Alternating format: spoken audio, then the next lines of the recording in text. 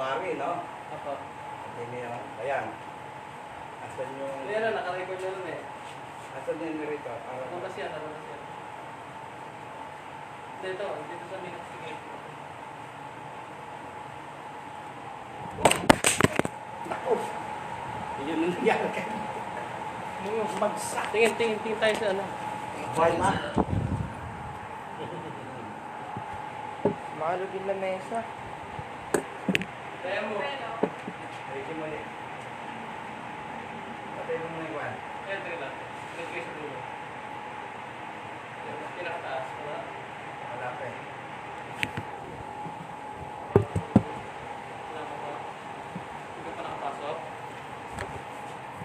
Nag-live na po sa akin. Ka-live na?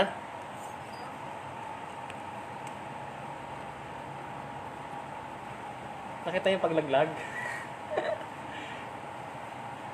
Yan, okay na yan. Wala mo yan, alalayan mo yan. Wala pa dyan? Yan na. Opo, nakita Ayun na. ko live na. Ano ba yan? Oh, yan na. Hindi, ito yung kahapon eh. Hindi ba yan? Hindi yan. Wala pa pa. Hindi pa. Kapag meron. Hindi, meron yan. Malabas yan. Labas ka muna naman. Ito pinakailalim natin eh. Wala na yan. Dapat Labas ka muna. Labas ka muna. Di ba pwede lumabas dito, Jen?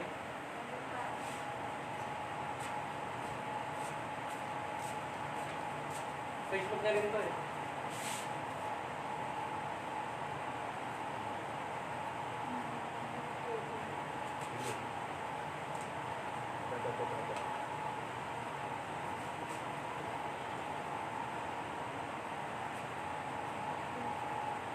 Ay, kasi hindi. Kasi Siya yung nagla-live eh. Ay, oo nga. Dapat Facebook mo para makita niya. Opo, dapat ibang feeds po. Facebook mo, subukan mo.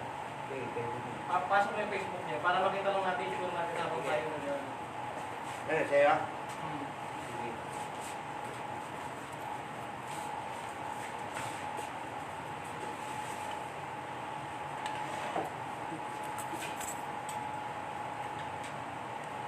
Ayan, okay ba? Okay? Okay, well. Okay. Oh, dito tayo. Bisa natin. Okay, at lang yan. Si Sister Tess nakano na. Naka-live na ito. Naka-live na yan, please. Opo, naka-live na po. Naka-live na. Okay na? Ah, sabi na kita yung mga ginagawa namin. Ay, ay, nakikita na yan. Yung pagulog, yung pagpunta ko dyan. Okay. Saka na. Okay na? Ay, wait lang. Sige. Bilis. Saka na. Ano natin? Yeah, 80.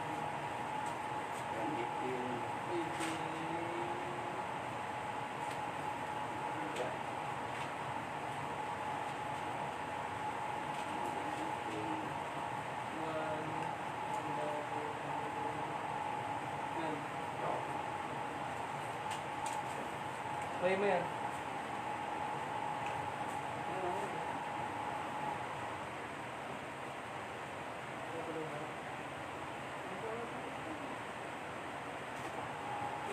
Magandang hapon po sa ating lahat mga kapatid. Ngayon po muli po tayo mag-aaral sa pagpapatuloy po ng ating pag-aaralan kahapon na tinuro ni Brother Simon. Ngayon po ito yung pinaka-importante yata sa lahat. Kaya pinakamaganda ito. Kasi alam nyo kung bakit? Kasi ito po yung tinatawag na Biyernes Santo. Yung Biyernes Santo, ayon sa karamihan, ito po yung si Kristo po ay pinako sa krus, pinahirapan hanggang sa mamatay sa krus. Kaya ito po ay masasakyan natin o maririnig natin at maunawa natin mamaya kung bakit tinatawag itong Biyernes Santo. Kung bakit ang ating Panginoon sa ganung pagkakataon, sa ganung pangyayari, ay nagkaroon siya ng kahirapan. So, ganito po ang gagawin natin. Tayo po mananalangin muna. And then, babasahin ko po yung scripture na gagamitin na yung Pastor Simon para paliwanag yung tungkol po sa araw na ito. Lenten series teaching lesson number 4. Ang mensahe ng pagkakasya. Ito po, manalangin po muna tayo sa kinag Diyos na mapangalan sa lahat. Hallelujah. Panginoon, salamat po muli sa hapon ito. Nagkaroon po ng aming pag-aaral kahapon. Ito tuloy po ngayon, Panginoon. Nalangin po namin na kinag Diyos na mas lalo po kami lumalim sa pag-aaral patungkol po sa iyo, Panginoon. Kasi napakaganda ng ginawa series ng aming pastor para po dito mga namin. Dalangin namin, Panginoon, sa muli ang aming mga puso at kaisipan. Bigyan mo po kami ng wisdom para ito po ay maunawaan namin, Panginoon. Kasi sayang po, hindi po namin ito maunawaan, bali wala po para sa amin. Pero ganun pa man, Panginoon, alam po namin na ito po ay ipaunawa mo sa amin sa pagkakas. Ang banal na Espiritu ay pabababay mo sa amin para kami kabayan, para kami bigyan ng gabay, para kami bulungan ng mga tama sa kumagpanggal ng kapito.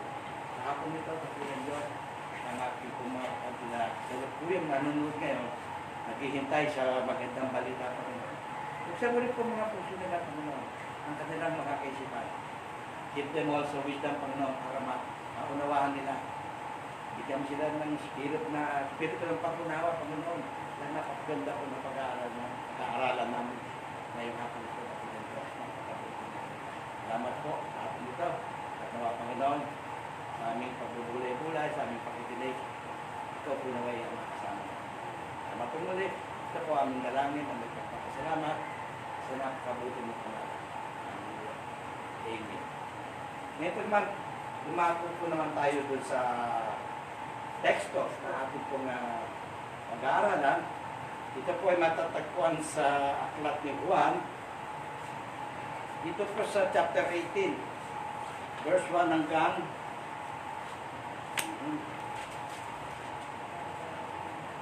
dito po sa verse 12. Ito po ang sinasabi.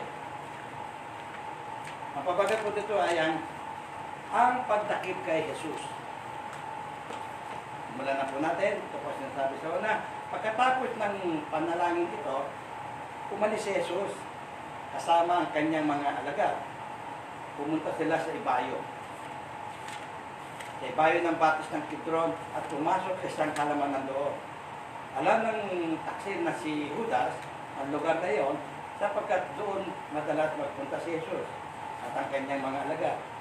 Isinama roon ni Judas ang ilang mga bantay sa templo at isang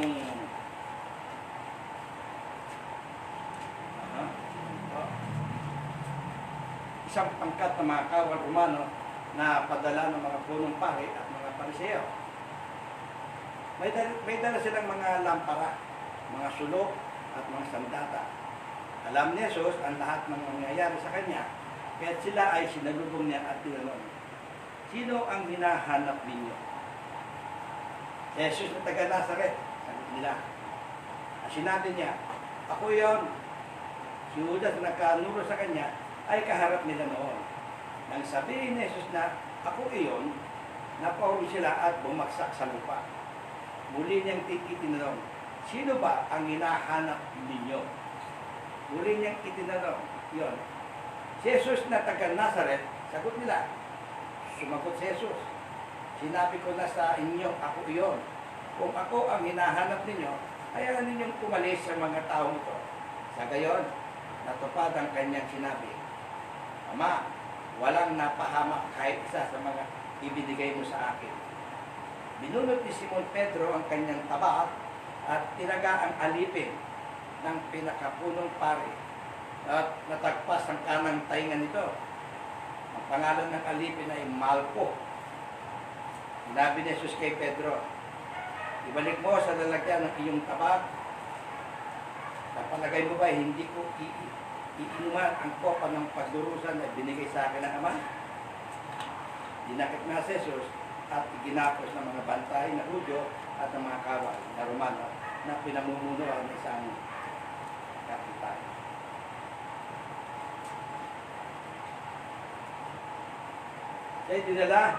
Kaya dinala muna kay Anas na biyenan ni Caiphas, ang pinakapunong pare ng taong iyon.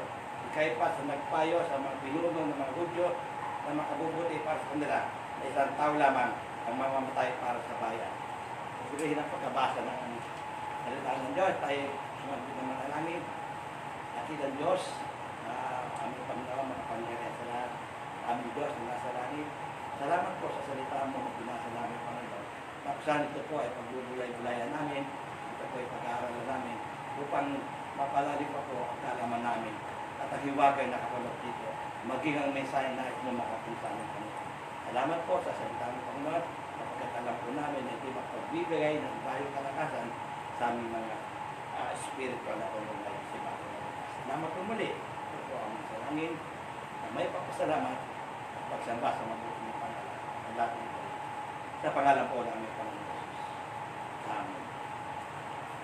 Ito po si Brother Simon para po sa pagpapaliwanag. Thank you, Elder. Purihin ng Diyos, mga kapatid. Isang mapagpalang araw muli. At ako yung tutuwa kasi kasama namin si Sister Angel dito. So Angel, salamat.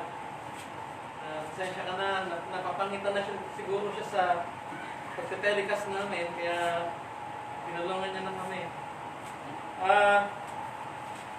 Nakakasunod ka ba, Sister Angel, sa ating mga aralin? Napanood mo naman?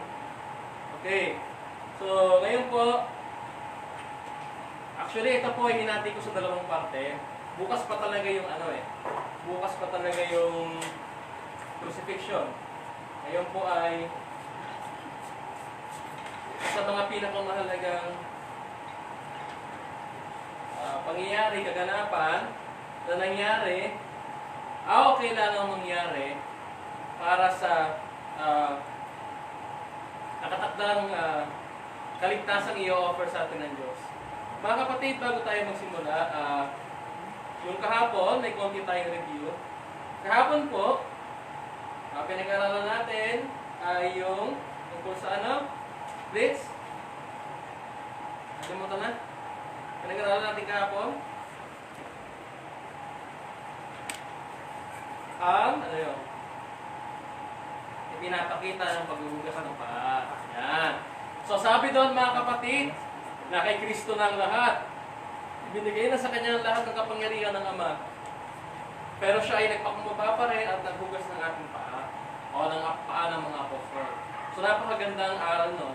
Ngayon naman, pagkatapos mangyari ng lahat ng ito, ang ating Lenten series of teaching lesson 4 ay pinamagatan nating ang mensahe ng pagtataksil. Yan. Akala ko ba pinaglingkuran niyo yung mga alagad? Bakit may mensahe ng pagtataksil? Anong ibig sabihin ng mensahe ng pagtataksil? No? Unti-unti natin yan upang ating pong maunawaan. Pero meron lang po konting introduction. Kuminsan, sa mga nangyayari sa atin, may mga circumstansya na dumarating o mamahantong tayo doon sa parang end of the road, na kung saan parang ang kasamaan ay mananalo na sa kabutihan. Kuminsan nangyayari yun Tayo nawawalan ng pag-asa, tayo ay naguguluhan, at parang walang laban ng kabutihan sa kasamaan. Pero bibigyan linaw yan ngayon mga kapatid sa ating aralin. Ito po ay matatagpuan sa Aklat ni Juan, verse 18, 1 hanggang 12, ang mensahe ng pagtataksil. Pero para maintindihan natin mga kapatid ang ating tatalakayin sa hapon na ito, kailangan maintindihan muna natin yung sinabi ko kahapon, yung synoptic o together see, o yung pag pinagsama-sama mo yung gospel, anong lumabas. So, pag tingnan po natin, unawain po natin yung mga nakasulat sa teksto na ito. Una sa Mateo chapter 26, verse 47 to 50. Basahin muna natin, samahan po ninyo ako. Sana po kayo po ay may mga Biblia at mga notes sa inyong bahay para kayo po ay makakasunod at makakasubaybay. Ito po kasi ay series of teaching. Ito po ay hindi lang preaching, ito po ay teaching para po tayong natuturo sa eskwela. So, Mateo chapter 26, verse 47 to 50. Ganito po sinabi mga kapatid. Nagsasalita pa si Jesus nang dumating si Judas na kabilang sa 12. So, ibig sabihin, sa senaryo ng paghuhugas ng paa at banal na hapunan, 12 sila ron, kasama si Judas doon. Tama? Ito na. May kasama siyang maraming tao na may dalang tabak at pamalo. Sinugo sila ng mga punong pari at pinuno ng bayan. Bago pa sila dumating doon, sinabi na ng taksil sa kanyang mga kasama, kung sinong hahalikan ko, siya ang takpin ninyo. Nilapitan niya agad si Jesus at dinati. Agad ng gapit po, guro, sa hinalikan. Sinabi ni Jesus, kaibigan, gawin mo na ang sadya mo. At siya ay nilapitan nila at dinaki. Natandaan nyo kahapon yung aralin natin, no? Doon sa banal na hapunan, at paghuhugas ng paa. Anong sinabi ni Pedro doon kay Santiago? Itanong mo nga kung sino yung magtataksi. Sabi ng Panginoon, yung aabutan ko ng sinawsaw, siya yun. Gawin mo na, dapat mong gawin. Sabi niya, ulit dito kay Judas, gawin mo na, ang dapat mong gawin. O yan, kita ninyo ha, maintindihan niyo yung buong kwento na ito, mga kapatid, maganda kasing nauunawaan natin no? Sa Marcos chapter 14, account naman tayo ni Marcos, 14, verse 44, ang sabi dito mga kapatid, bago pa man dumating, nagbigay na si Judas ng isang hudyat. Kung sino ang hahalikan ko, siya iyon. Takpin ninyo siya at bantayang mabuti. Tingnan ninyo ha. Takpin ninyo siya at bantayang mabuti. Medyo pabantayang mabuti. Criminal ba yun? Diba? Sa account naman ni Lucas, mamaya maliliwanagan tayo dyan. Lucas chapter 22.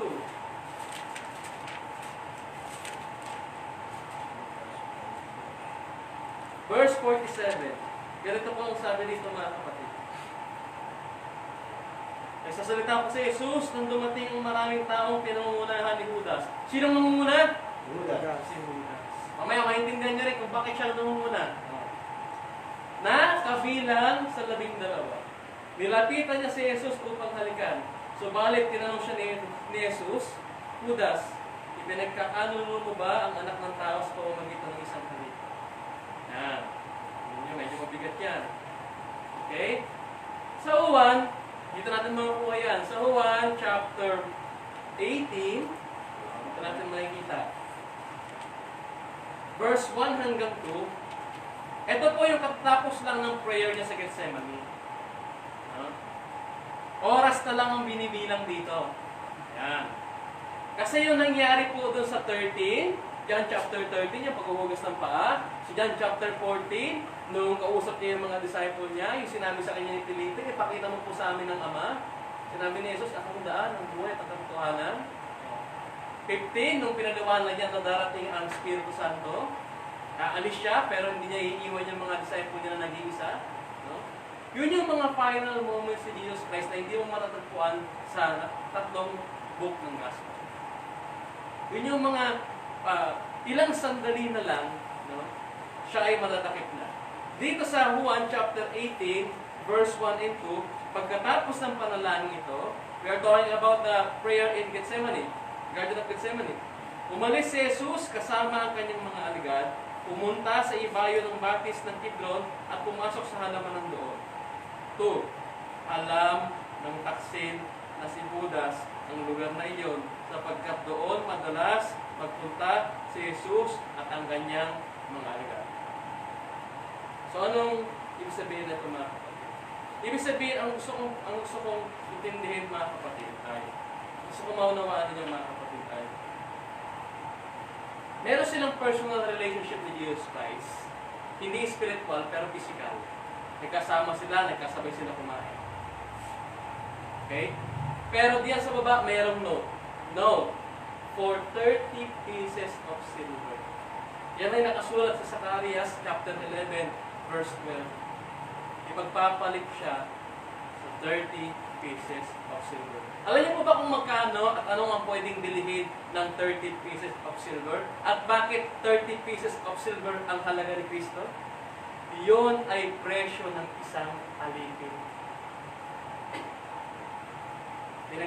Binenta niya yung kanyang master sa halaga, sa presyo ng isang alipin. Bakit ganon, Brother Simon? Kasi ang tutubusin ng ating Panginoon ay alipin ng kasalanan. Tayo yun. Bumaba yung value niya ng gusto, Brother Grace. Sabi, di ba? Nasa kanya lang ang kapangyarihan, kaso bumaba siya ng gusto eh. Kabalyo na natin siya eh. Ang baba na sobra. Okay? So, diyan tayo, yan po ay mga pangunahing statement. At sabi ng title kasi natin, ang mensahe ng pagkataksil. Ano po ito? meron po tayong senaryo rito na merong pagtataksil sa kanya. No? Ito po yung ating hihimay-himayin upang maunawaan po natin yung mga nangyari dito po sa konteksto na ating binasa. Meron po tayong tatlong main point. Ito po yung ating main point number 1. Ang mga rebelde at ang taksil ay hindi napigil. Pwedeng, yung statement po na yan ay dalawang pinag-iibig sabihin ko. Pwedeng yung rebelde at taksil hindi sila napigil. O pwede namang yung rebelde at taksil hindi nila napigil yung mangyayari at gagawin ng Panginoon. Ano kaya sa dalawa? Pwedeng both? Pwede. Pwedeng sa magkaibang pagtingin? Okay. Tingnan natin, pag-aaralan natin. May tanong muna tayo. Where is God nung nangyari? Is God losing the battle? Para ba siyang natalo na? Tingnan natin. Sa kabila ng mga rebelde at taksil na dumakip sa kanya, kalaki pa nito ang mga alagad na binigo siya. So hindi lang yung, tingnan nyo yung stress na nangyayari dito, yung kaguluhan na nangyayari po dito mga kapatid. Andun yung mga rebelde, andun yung taksil, andun pa yung mga disciple na bumibigo sa kanya. Ilang beses siyang binigo ng mga disciple na ito. Ang Panginoong Jesus ay ang Panginoon ng lahat ng pagkakataon, sitwasyon at panahon. Siya ang may kontrol sa lahat, maging sa kanyang kamatayan. Sumukha ba siyang nabigo dito? Tingnan natin ha. Sabi kahapon, ibinigay na sa kanya ang lahat ng kapangyarihan. Sa John chapter 13 verse 3. Ibinigay na sa kanya ang lahat ng kapangyarihan. So, yung main point number 1 natin, ang rebelde at taksil ay hindi natigil. Ito ay kalooban ng Diyos. Yun nangyari, kalooban ng Diyos. Kaya hindi natin pwedeng tanungin, asan ang Diyos dito? Ang Diyos ba yun? Ang talo na sa labanan? Okay? Kung titignan natin, mukhang talo na. Pero atin pong pag-aralan. Sa-isayin po natin ha. Ating unawain ang mga sumusunod. Para mabuo natin ang nilalaman nito, kaya nga importante po itong series of teaching natin, mapanood natin sa simula hanggang sa katapusan para maunawaan natin ang buo. Unawain natin ang mga sumusunod. Tingnan muna natin yung mga characters. At ano ang ibig sabihin ng mga characters na ito. Si Judas po dito ay under the influence of Satan. Kung babasahin po natin sa John chapter 13, verse 27, basahin po natin. Samahan po ninyo ako. John chapter 13, hindi ko po na isulat yan. Verse 27, ganito po ang pagkakasabi. Nang matanggap ni Judas ang tinapay, pumasok sa kanya si Satanas. Sinabi ni Jesus kay Judas, gawin mo na agad ang dapat mong gawin. Nasa ilalim siya ng kapangyarihan ni Satanas. Nasa impluwensya siya ni Satanas. Sino bang kasama ni Satanas noong mga panahon na yon? Mga Roman soldier, Roman military. Ang isang Roman military, isang kulutong nila ay umaabot ng 600. Ito po, hihiwalayin natin ito sa dalawa kasi hindi lang naman Roman military ang kasama niya rito, pati mga leader, mga church leaders nito. Pero mamaya, maaabot natin yan. Dito muna tayo sa dalawa. Kaya nga, dapat unti-unti natin para maunawaan po ng gusto. Yung Roman military, representing the world, dominating Roman Empire. Noong panahon na to, napakalakas po ng Roman Empire. Ang totoo, wala namang nakatalo sa Roman Empire. Kaya sila nanghina dahil sobrang lakas na nila. Hindi na nila ma-contain yung power. Nagkaroon na ng mga political loops. Kaya sila bumagsak. Pero napakalakas ng Roman Empire. Representing the world dominating Roman Empire. Sabi rito, sa outward appearance, mukhang panalo sila. Kung titignan, panalo sila. Kasi si Jesus Christ, nung siya'y hinuli, ay natakbuhan yung tatlo. Yung alikan, natakbuhan. While Jesus is brutally murdered. Habang si Kristo ay, hindi naman siya pinatay lang brutally murdered. Kung panalo siya. Pero ano ba talaga ang katotohanan? Yan yung truth. But, from God's perspective, sa pananaw at prinsipyo ng Diyos, it is laughable, nakakatawa for anyone who understood the truth. Yung mga nakakaunawa ng Biblia, nakakatawa kung sasabihin mo na ang Diyos ay natalo sa sitwasyon ito. Bakit?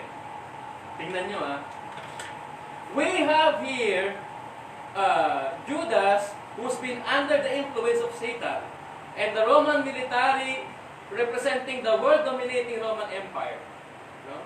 All aligned against Jesus. So we see all the evil forces, nakita natin lahat ng kapangyarihan, ng kasamaan, all the evil powers of darkness. And the world, sanlibutan, coming against this humble, innocent teacher from Galilee. Parang impluensya ni Satanas, yung lumirepresenta sa kapangyarihan ng sanlibutan, laban sa isang guro na taga-Galilea. Kung ating titingnan, sa panglabas ng anyuan, mukhang panalo sila. Pero ang katotohanan, nakakatawa ito kung makikita natin at masusundan ang katapusan ng mga pangyayari. Sabi rito, kahit anong lakas ang inilarawan ng makamundong kaisipan at pananaw, hindi nila mapipigil ang Diyos na makapangyarihan sa lahat. Amen po ba? Ito ang patunay, mga kapatid. Read the following. Simulan natin sa aklat ng mga awit. Alam naman natin si Kristo madalas mag-quote sa mga awit. At alam din natin na karamihan sa mga awit ay prophecy sa Kanya. Awit chapter 2, verse 1 to 6. Bakit nagbabalak maghimagsik ang mga bansa? Sa buwatan nilang ito, ano ang kanilang mapapala? Ang hari ng lupa ay nagkasundo, sama-samang lumalaban, tinahamon si Yahweh at ang kanyang hinirang. Sinasabi nila, ang paghaharing nila sa atin ay dapat nang matapos. Dapat na tayong lumaya at kumuwala sa gapos. Si Yahweh na nakaupo sa langit ay natatawa lamang. Lahat ng plano nila ay wala namang katuturan. Sa tindi ng kanyang galit, sila'y kanyang binalaan. Sa tindi ng puot, sila'y kanyang sinabihan. Doon sa Zion. Ano yung Zion? People of Jerusalem. Doon sa Zion, sa bundok na banal, ang haring pinili ko ay aking itinalaga. Amen? It was written long time ago. Ito ay planado ng Diyos. Hindi siya natigo dito. Ang totoo, ito ay tagumpay niya. Dahil maayon ng lahat. Sa plano niya, bakit? Siya ang pinakamakapangyarihan sa lahat. O, tayo tingnan natin. Ano nangyari sa dalawang verses na ito? Sa Mateo chapter 27, alam ko, familiar kayo dyan. Ano nangyari dyan? Totoo bang nagtagumpay sila? Mateo chapter 27, verse 50 to 54. Biglang nahati ang tabing ng templo, mula sa itaas hanggang sa ibaba, nayanig ang lupa at nabiyak ang mga bato. Nabuksan ang mga libingan at muling nabuhay ang maraming mga banal na namatay. Lumabas sila ng libingan at pagkatapos ng muling mabuhay si Jesus, sila'y pumasok sa banal na lungsod at doon maraming nakakita sa kanila. Nasindak ang mga opisyal at ang mga kawal na nagbabantay kay Jesus nang maramdaman nila ang lindol at nasaksihan ang lahat ng nangyari. Sabi nila, tunay na siya'y anak ng Diyos. Panalo ba sila? Hindi. Sa Lucas chapter 23,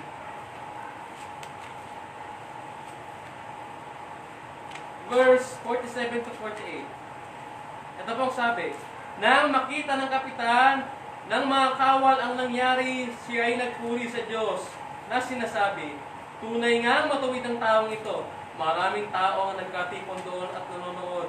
Nang makita nila ang mga nangyari, umuwi silang dinadagupan ang kanilang dibdib dahil sa lungkot. Tingnan niyo mga kapatid. Pero hindi naman yan ang usapin natin ngayon. Gusto ko lang ipakita yan para makuha niyo ang buong kwento. Okay? Sabi rito, subalit bago maganap ito, ano bang ginamit ng instrumento o propaganda ng mga rebelde at taksil? Kasi ang pinag-uusapan natin dito yung rebelde at taksil. Pinakita ko lang na ang totoo niyan, hindi ito kabaguhan sa Diyos. Ito ay katagumpayan. Akala lang nila sa mababaw na pagkaunawa, sa makataong pag-intindi, akala nila natalo ang Panginoon, ang Diyos. Pero ang totoo hindi. Kasi matagal na itong nakaplano. Okay? Sabi dito, subalit bago maganap ito, Ano bang ginamit na instrument? Propaganda. No? Propaganda ng mga rebelde at taksil. Ako hawak kayo sa upuan nyo. Ano yan? Religion. Baka meron pang maling pananaw dito mga kapatid. Religion. Ginamit na propaganda ng taksil at mga rebelde. Yung mga rebelde, hinati natin sa dalawang grupo. Una, yung mga kasama ni Judas na military commander, and then yung mga religious leaders. Nakasama rin nila, meron pang religious leaders na nag-aantay sa bayan. Ang ginamit na propaganda ay religion. Bakit? Ano bang meron sa religion? Ako po, medyo malalim-lalim itong araw na ito. No? Ang religion comes from the word legare. Means, ibig sabihin, to tie up or to reconnect. Ibig sabihin, merong naputol. Merong naputol. At kailangang konektahin. Ano ang napuputol sa atin? Sa relasyon natin sa Diyos, doon sa Genesis, kasalanan. Sino pumutol? Tayo, ang Diyos. Okay? Ngayon, ito ang tanong. Paano mo pagdudugtugin ang pinutol ng Diyos? Pwede ba yun? Ha? Sino ang pwedeng magdugtong ng pinutol ng Diyos? Eh, the Diyos din. Anong punto ko mga kapatid? Ang religion galing sa salitang legare, to tie up or to connect. Pag sinabing ulitin. Reconnect or to tie up again. Okay? Ibig sabihin, lahat ng religion, please bear with me, lahat ng religion, name it, kahit anong religion. Lahat yan ay gumagawa, kumikilos, may mga practices, may mga ceremony na pwede, sa pananaw nila, makakaabot sa Diyos. Okay? Ang problema, walang makakasumpong sa Diyos. Okay? Ano pa meron sa religion? Based on system of works. Ang religion ay nakabase sa sistema ng works. Overestimate your own goodness. Oh, mabait ako. Di ba sa EBS, tinuturo yan? No? Sa Ephesians chapter 2, verse 8 to 10. Not by works. Sa religion, pag ikaw ay nagposisyon ng pagkahaba-haba, especially ngayong Lenten season, pag ikaw ay lumakad ng nakalubog, ay nako, may konti ka sa langit. Alam niyo mga kapatid, nag-ausap ko kanina sa kuwari. Nagtanong sa akin about my faith. Eh, sinagot ko, habang nakaupo ako doon, at sinusulat yung ating pag-aaralan ngayon. Sabi niya, dumating sa point na parang naging open na kami masyado sa isa't isa. Ang sabi ko ay, sabi niya, alam mo yung mga matatanda sa amin,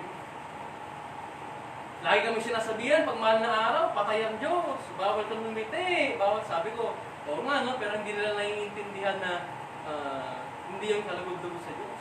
Nagpakita siya ng konting pagiging irritable sa akin. At ang sinabi niya sa akin, hindi mo kasi naiintindihan, matatanda na sila. Alam mo sinagot ko? Yun ang problema. Hindi ko sila naiintindihan. At hindi rin nila naiintindihan ang sinasabi ng Biblia. Hindi nila naiintindihan. Bakit?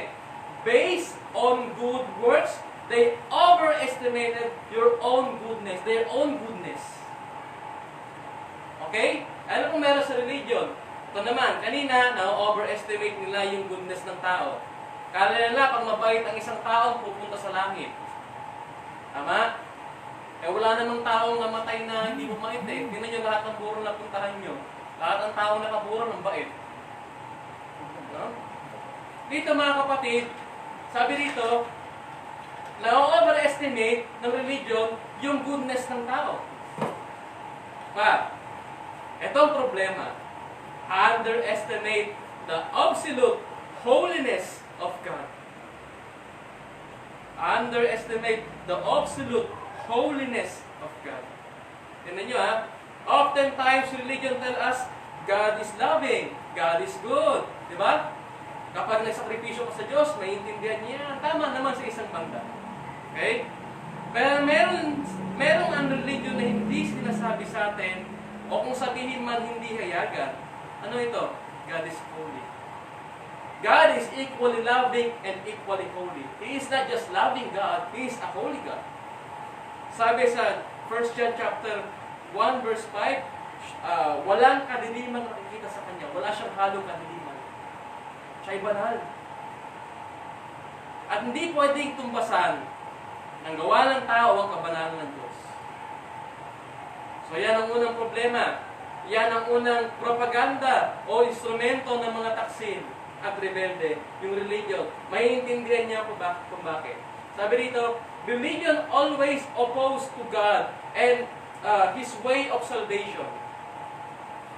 Religion always opposed to God. Laging pabaliktad sa sinasabi ng Diyos at ang paraan ng kanyang kaligtasan.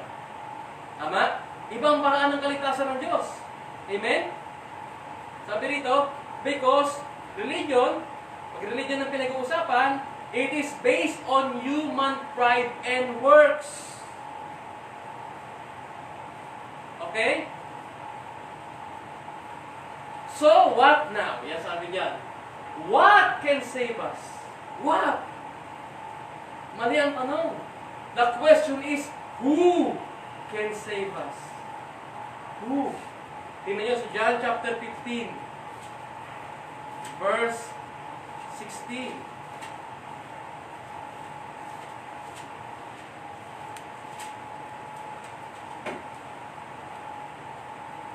Hindi kayo pumili sa akin. Ako ang pumili sa inyo. Iniran ko kayo upang kayo humayo at magbunga at manatili ang inyong bunga. Sa gayon, ang anumang hingin ninyo sa Ama, sa akin pangalan ay ibibigay ko sa inyo. Mga kapatid, doon na tayo pumukas sa letter A. No? Hindi kayo ang pumili sa akin. Ako ang pumili sa inyo. Kung ang religion, mga kapatid, ay ang man searches for God, ang Christianity iba. God searches for men. You know what, mga kapatid, may nagtanong sa akin.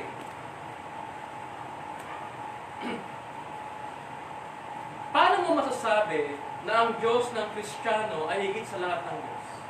There is no other worldview or religious view na nagsabi na man is created from the image of God.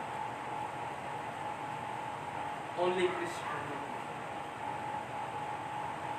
The Muslim, the Islam, never sila nag-usap tungkol sa relationship of God and men. Masyadong malayo.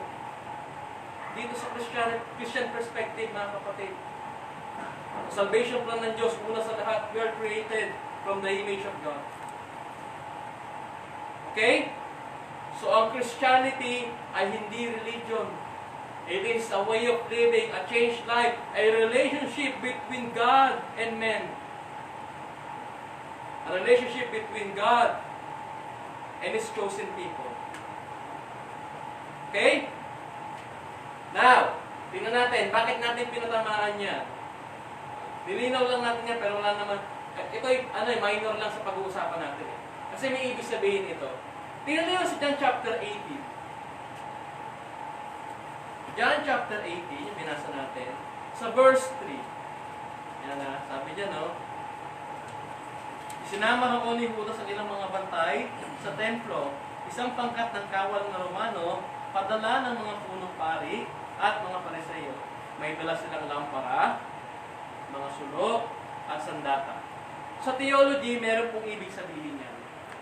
At yan ay nakapaloob sa religion. Hindi ko na naisulat yan. Ilawan. Naniniwala sila na ang kaliwanagan ay nasa kanilang relihiyon. Hindi nila alam, mga kapatid, na yung kanilang dadakpin ang araw ng gabi na yon, siya ang ilaw. Lampara. Ano sinisimbolo ng lampara? Katalinuhan. Karunungan. Humanistic approach. Humanistic wisdom. Then, sabi dito, ano pang daladala ng God? This? Espada. Espada. Hindi tabak. Espada. Ang espada, mga kapatid, ay sumisimbolo sa lakas ng tao. Ito ay gamit sa pakikidigma, di ba? So yan ang ginamit nila laban sa tunay na Diyos, sa anak ng Diyos. Puro humanistic. Okay? Ito po. So nakita natin, ang ginamit nilang propaganda ay religion. Ay ano yung kasunod? Oh, ito na, medyo matindi ito. Religious leaders. Dalawa yung religious niya, religious people and religious leaders. Punta muna tayo sa mga religious leaders. Ang mga religious leaders, merong mga katotohanan tayo rito. 1, 2, and 3. Unang katotohanan, nakakaalam ng kautusan at mga propesiya. Alam nila yan, pinag-aaralan nila yan. Tama? Professional sila dyan, magaling sila dyan. Okay? Kuha pa natin. Nakarinig sa aral mula kay Jesus, napakinggan nila. Kaya nagalit na galit sila eh. Napakinggan nila. So, tingnan natin kung nalalaman nila ang kautusan at propesiya, siguro naman, at sa aking pananaw at paniniwala, imposible hindi sumagi sa isip nila ni minsan na si Jesus ay ang anak ng Diyos. Tama? Pangatlo, nakita ng mga himala. Nakita nila yung mga himalang ginawa ni Jesus. Isang nga sa mga bintang sa kanya, nagpapagaling siya sa araw ng pamamahinga. Kita nila. Katotohanan number 2. Kahit na sila yung mga religious leaders, hindi nila tinanggap si Jesus. Tama? Hindi nila tinanggap si Jesus. Dalawa, inimpluwensyahan pa nila ang mga tao na talikuran si Jesus. Nalala niyo yan? Sa platform? Okay. Katotohanan number 3. Ito ay kalooban. Again, God is still in control sa mga nangyayari. Tignan natin Meron tayong religious leaders. Pero dito naman tayo sa religious people. Yan. Religious people. Kasi dito lahat tayo magkakapanapanag po. Malamang may mga kakilala kayong ganito. Sana naman wala sa ating ganito. Religious people. Tingnan natin si Judas. He professed to know Jesus Christ. But by his deeds, he denied him. Sinasabi niya, ipinapakilala niya na si Kristo ay kilala niya. Pero sa kanyang mga kilos, dinenay niya ang ating Panginoon.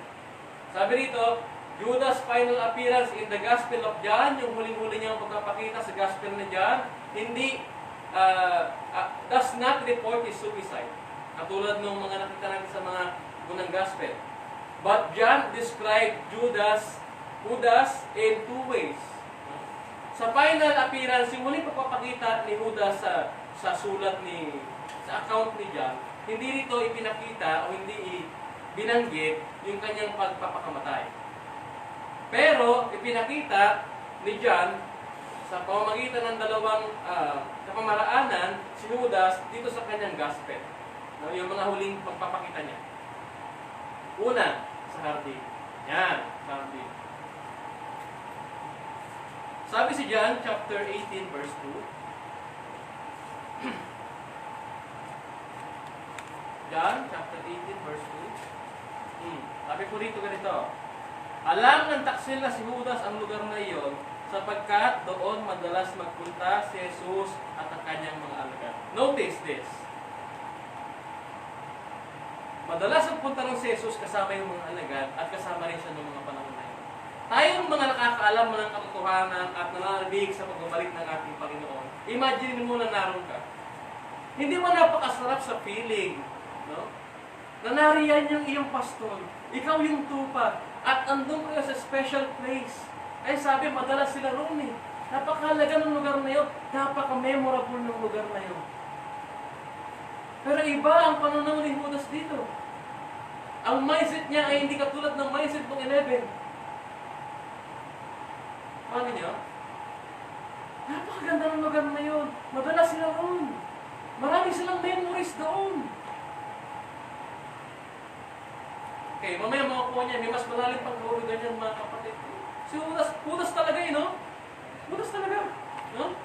Pangalawa, sa harap ng Panginoon. Yan. Tignan niyo sa 18:5. Yan ha. 18:5. Sinabi, si Jesus na taga Nazaret. Kasi pag sinimulan natin sa 4, tingnan natin sa 4 ha, sa 4 na lang natin simulan. Alam ni Jesus ang lahat ng mangyayari sa kanya, kaya siya ay sinalubong niya at tinanong, sinong hinahanap ninyo? 5, si Jesus na taga Nazaret, sagot nila. At sinabi niya, ako iyon.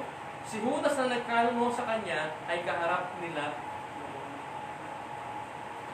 Tingnan niyo, harap-harapang pagtataksalita mga kapatid. Pero, anong kinalaman ni Judas sa pagiging religious people? Anong kinalaman ni Judas? Ito yan mga kapatid. Sa harap ng Panginoon, yan ha, nakita ni Judas ang napakaraming nakita ni Judas ang kapangyarihan ng Diyos at kadakilaan ni Kristo. Ngunit siya'y nakatayong kasama ng mga sumasakdal sa Panginoon. Tignan nyo ha, nakita niya lahat. Pero saan siya nakatayo? Sa side ba ng Panginoon? Hindi, nakaharap sa Panginoon. Harap. Kasi yung mga nasa side ng Panginoon, nasa likod niya eh.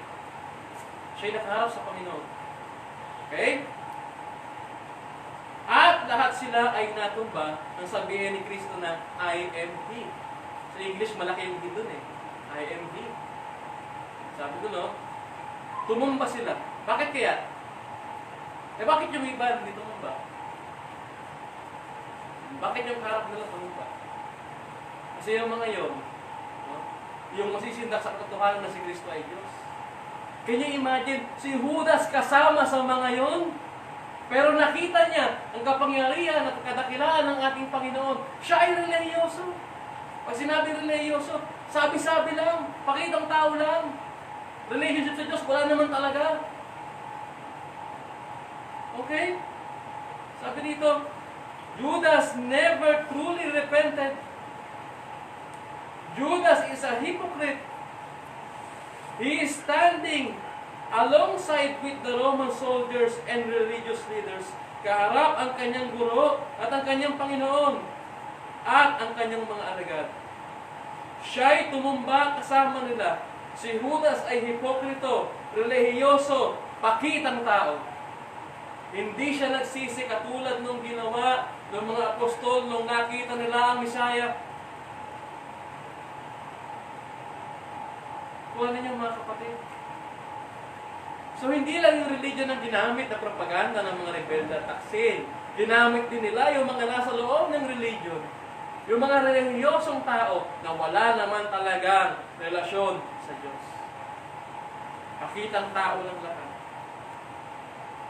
Okay? Kuha po natin. So diyan nakita yung Judas sa bukod diyan sa dalawang yan. Una, kasama siya sa garden. No? 2, dahil kasama siya sa garden, dinala niya yung mga hubuli sa Panginoon doon na nasa sila. Pero may mas malalim na aral pa yan. Mamaya makukuha natin. Ituloy-tuloy lang natin mga kapatid. Basta't babalik tayo dyan sa garden. Huwag niyong iwaglit sa inyong isipan. Religious pride, yan. Isa yan sa mga kanina, religion, religious people, religious leaders. Ngayon, religious pride. At sabi dyan, this is the root of all the problem. Ito yung root ng kanilang lahat ng problema. Yan ha, sabi dito. Kasi sa religion, noong panahon na yun, meron silang mga religious practices. Ano yung mga religious practices? Madalas nilang gawin na nakapaloob sa kanilang religion. Halimbawa, ceremonially pure. Pure daw, may guhit. Pure, walang halo. Dapat, kung sinabing pure, dalisay, walang puro, ganap, walang halo. Yan ha? But adding man-made rules. Man-made rules. Tingnan nyo ha, kung gaano ka-hipokrito itong mga taong ito. Tingnan nyo sa John chapter 18, verse 28.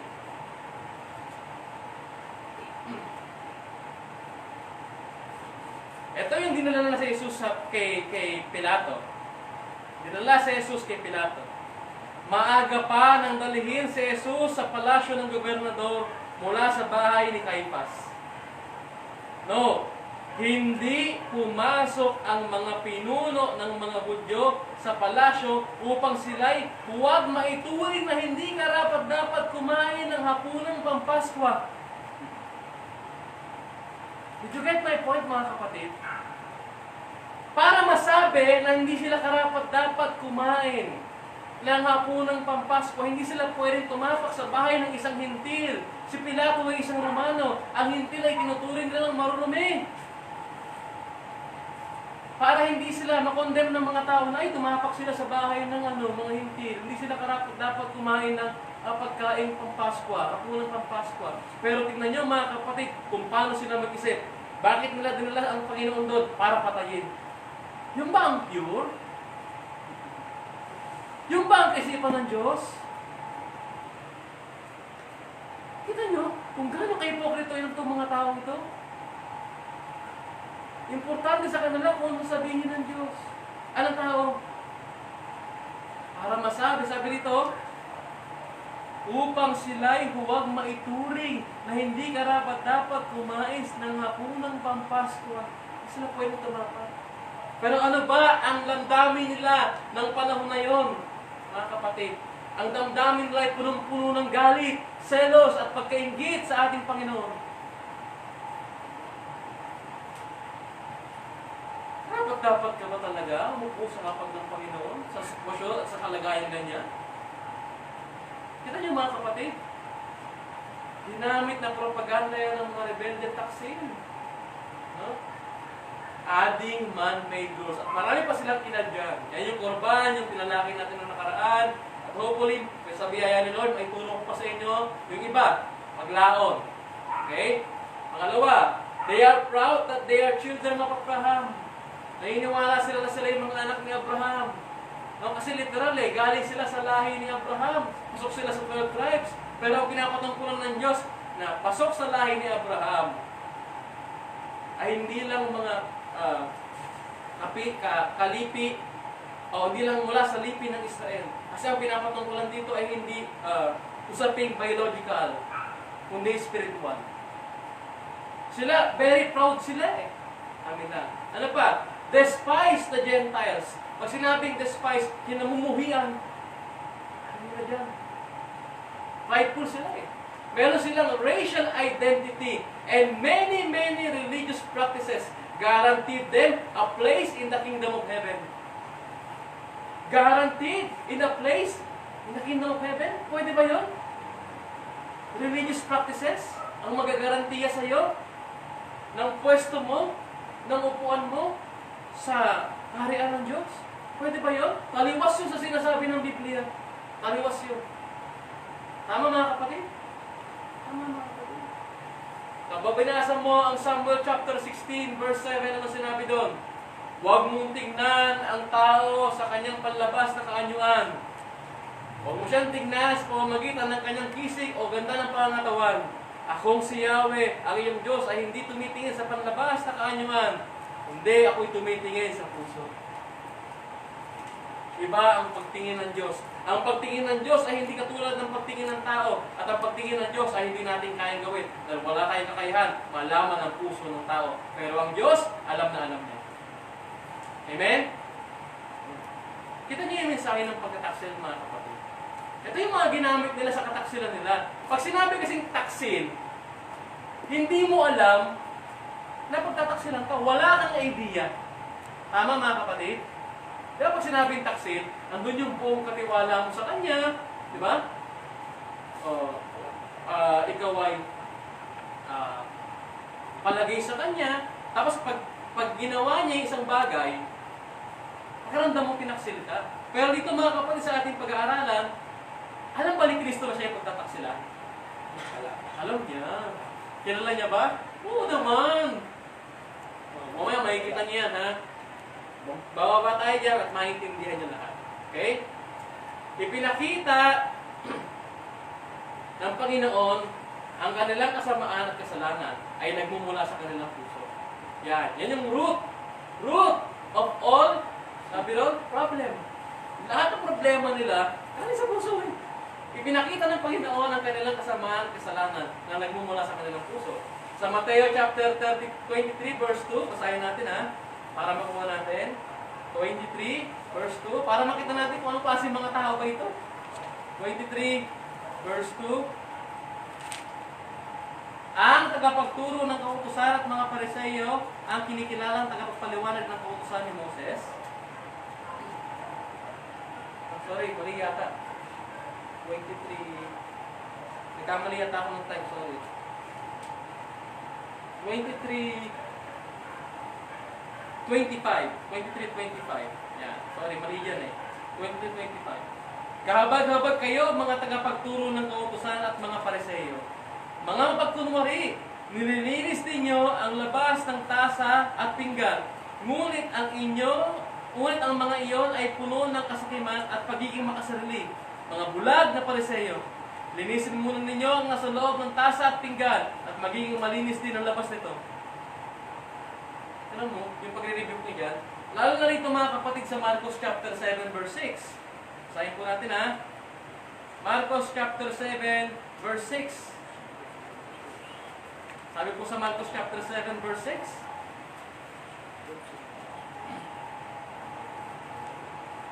So, sinagot sila ni Jesus, mga mapagkunwari, tama nga ang sinabi ni Isaias tungkol sa inyo ng kanyang isulat. Ang paggalang sa akin ng bayang ito ay pagkukunwari lamang, sapagkat ito ay galing sa bibig at hindi sa puso pumupukal. Walang kabuluhan ang kanilang pagsamba, sapagkat itinuturo nilang galing sa Diyos ang kanilang mga utos. Diretso natin. 8. Binabaliwala ninyo ang utos ng Diyos at sinusunod ninyo yung mga tradisyon ng tao. Ano ninyo? Bakit nila sinusunod ang tradisyon ng mga tao, mga kapatid? Kasi meron silang benepisyo doon. Meron silang benepisyo doon. Okay? Sabi dito, hindi nila ito matanggap at ito ang dahilan kung bakit nagkaroon sila ng kaisipang makalaman laban sa ating Panginoon. Si Jesus ay banta sa kanilang posisyon, sa kanilang kapangyarihan, sa papuri na tinatanggap nila sa mga tao, sa karangalan na sinisigaw ng tao para sa kanila. Tingnan ninyo sa Mateo chapter 23, verse 6 to 7. Oh, ano sabi diyan? 6 to 7.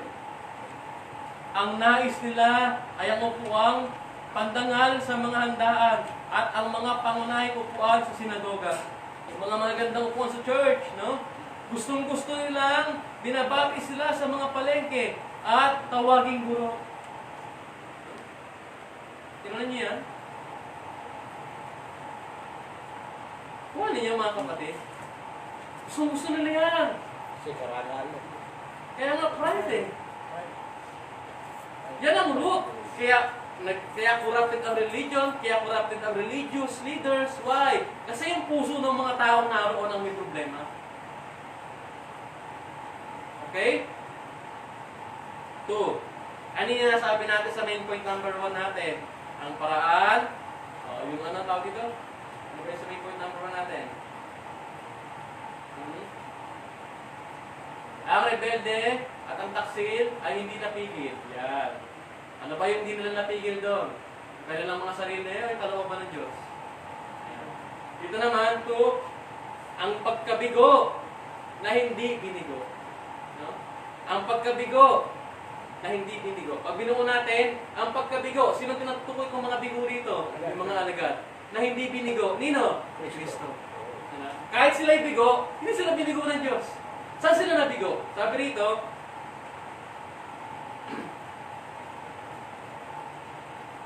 ang mga alagad na binigo ang mga alagad ay binigo ang ating Panginoon. Maraming beses, no? Ay nananatiling nasa kanyang pangangalaga at redemptive purposes. Ibig sabihin ng redemptive purposes, meron siyang plano na may kinalaman sa redemption niya o pagtubos niya. No? Sabi dito, maraming beses, no? Na sila'y nabigo. Pero yung plano at pangangalaga sa kanila ng Panginoon ay naroon pa rin. Sa verse 8, ganito pong sabi. John chapter 18, verse 8. Ano po sabi dyan? Sumagot si Jesus, sinabi ko na sa inyo, ako yun. Kung ako ang hinahanap ninyo, hayaan ninyong umalis ang mga tao ito. Hayaan niyong umalis ang mga tao ito. Bagamat si Kristo'y bigo sa mga to. Dahil itong mga to, doon pa lang sa prayer of Garden of Gethsemane, nagpakita pa ng kabiguan. Diba? Manalangin kayo. Pagbalik tulog. Diba? Balik na. Di ba kayo makapagpuyat kahit sa isang saglit man lang, sabi ng ating Panginoon? Sige po, pagbalik, tulog na naman. Sabi ng Panginoon, handa ang espiritu pero ang katawan na hindi, ang laman na hindi. Tama? Sabi dito, nananatili, yung kahit binigo siya ng kanyang mga alagad, ang Panginoon ay nananatili niya yung kanyang pangangalaga sa kanila. Titignan natin to kasi ito po yung ating aralin, may kinalaman to sa Reformed Theology na tinatawag natin tulit. May 5 solas. Sabi dito sa John chapter 17:12, tapos sa John 18:9, tingnan niyo yan. Angel, dapat tapos ka na ron? Sa tulit. Elder, tapos na. So, dito nakita niyo, limited atonement. Tapos, perseverance or preservation of the saints. Tingnan natin So, John chapter 17, tingnan natin. Paano niya nakuha yung sa 8 na hayaan niyang umalis itong mga to? Diba? Tingnan sa 17 verse 8. Verse 12. Habang kasama nila ako, iningatan ko sila sa pamamagitan ng kapangyarihan ng iyong pangalan. Ang pangalang ibinigay mo sa akin. Pinangalagaan ko sila at walang napahamak sa kanila, maliban sa taong tiyak na mapapahamak upang matupad ang kasulatan. So lahat ba? Limited. Doon sa pinili niya. Ito ay nasa Lord's Prayer. Ito yung prayer sa Gethsemane, John chapter 17. Kausap niya ang kanyang ama rito. Diba? Yung 11, ligtas. Kaya itong 11 na to, nasa ilalim ng kanyang pangangalaga. Kahit ilang beses nilang binigo si Kristo, nasa ilalim sila ng pangangalaga ng Diyos. Maintindihan niyo yan mamaya sa next clip natin. John chapter 18, verse 9. Mali tayo sa verse 9. John chapter 18, verse 9. Sabi rin sa verse 9, sa gayon, natupad ang kanyang sinabi, Ama, walang napahamak kahit isa sa mga binigay mo sa akin. So, si Judas ba ibinigay ng Diyos kay Kristo bilang isang taong hinirang o hindi? Hindi. So, ano yung sabihin niyan? Merong perseverance, may preservation of the saints. Pinireserve sila. Nung time na yan, pwede silang hulihin din eh. Hindi eh. Pero sabi niya, palayain niyo itong mga to. Tama? Tignan niyo dito tayo. Dito tayo dito. Susunod. Yung main point, sub-point letter A natin, doon sa main point number 2, ay ganito. Sila ay mahina. Bigo nga eh. Mahina. Yan. They are totally depraved, Elder Alex. Totally depraved. As John Calvin points out on his essay, page 194. Akala niyo, hindi ko binabasa yan? Ano po yan? The disciples were not yet spiritually strong. The disciples were not yet spiritually strong enough to endure persecution or martyrdom. Hindi pa sila handa. Hindi pa nila kakayanin. So, keeping them from physical arrest, yung paglayo sa kanila sa pagkaka-aresto, ay also nagpapakita, kept them spiritually. Kasama ito sa redemptive plan ng Diyos, mga kapatid. May plano kasi siya sa mga disciples, sa mga pinili niya. May plano siya dyan eh. Hindi pa sila handa. Para mapigilan o para sila ay dumating pa sa wastong oras o panahon na kung saan maluluwalhati sila o maluluwalhati nila ang Panginoon kapag sila nabigyan na ng banal na Espiritu, kailangan wag muna silang makulong. Kailangan saluhin niya muna. Sabi the disciples were not yet spiritually strong enough to endure persecution or martyrdom. So, keeping them by the help of God, our Lord and Savior Jesus Christ, from physical arrest, also kept them spiritually. Kasi ano sila eh, totally deprived eh. Diba? Diba? Hindi kaya talaga. Wala po, hindi kaya. Okay? Kanya, mahina. Kaya, mahina.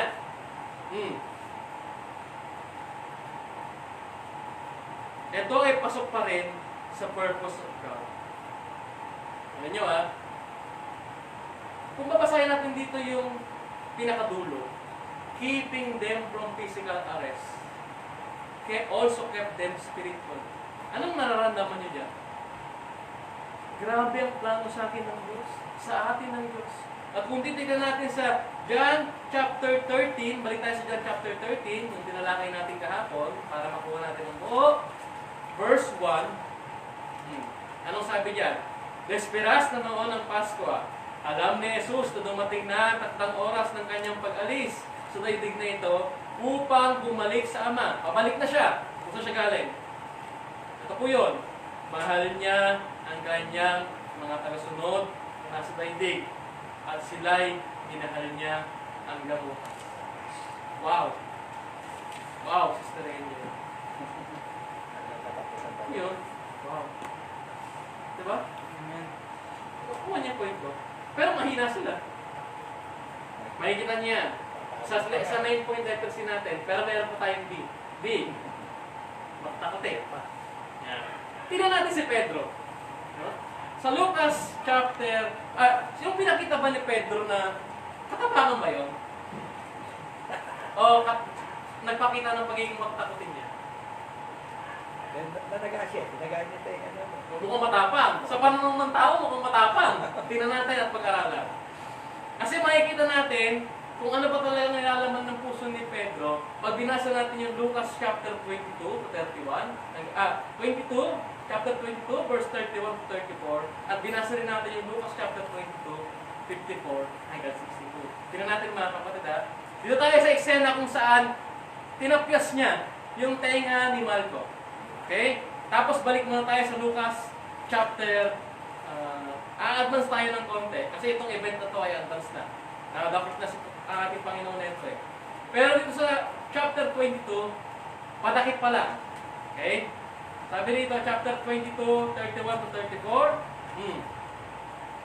Simon, Simon, makinig ka, hiniling ni Satanas na subukin kayo tulad ng ginagawa ng magsasaka na hinihiwalay ang ipa sa trigo. Tingnan niyo, si Satanas pala ay prayer request din no? Hiniling ni Satanas. Subukin kayo. Ano nyo? Prayer request si Satanas. So, balit. Tingnan nyo Intercessor. Idinalangin kita upang huwag manghina ang iyong pananampalataya. At kapag nagbalik loob ka na, patatagin mo ang iyong mga kapatid. Sumagot si Pedro, Panginoon, handa po akong mabilanggo at mamatay na kasama ninyo. Yan. Ngunit sinabi ni Jesus, Pedro, tandaan mo ito, bago tumilap ang manok. Sa araw na ito, 3 beses mo itong ikakaila. So si Pedro, kung natitinan kasi natin mga kapatid, nakatingin lang tayo sa pagtataksil ni Judas. Pero yung pagtidirin ni Peter, hindi natin lubos na unawan. Kaya dapat daanan natin ito. Para makita natin na pa talagang meron sa kanya. Talon tayo sa, ito, bago pa siya mahuli na ito. Talon tayo sa nahuli na siya. Verse 54 hanggang 62. Yan. Dinakip nga nila si Jesus at dinala sa bahay ng pinakapunong pare ng mga Hudyo.